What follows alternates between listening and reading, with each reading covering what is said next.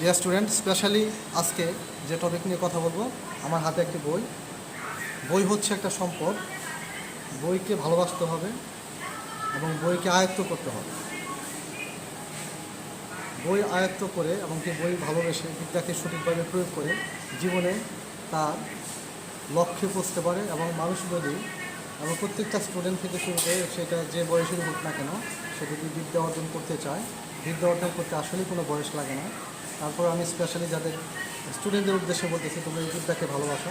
বই পড়ার যে আসলে কী আনন্দ, মজা, এটাকে যখন তুমি জেনে বুঝে আয়ত্ত করার চেষ্টা করবে, তখন এটার মধ্যে আসলেই অনেক বেশি কিউরিসিটি ফিল করবে।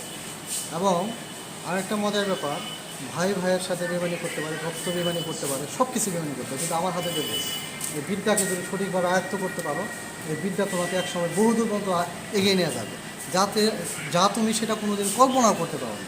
অতএব সঠিকভাবে বিদ্যা অর্জন করো এবং বিদ্যাটাকে সঠিকভাবে অ্যাপ্লাই করো, তাহলেই তোমার লক্ষ্য উদ্দেশ্য পূরণ হবে। Thank you very much.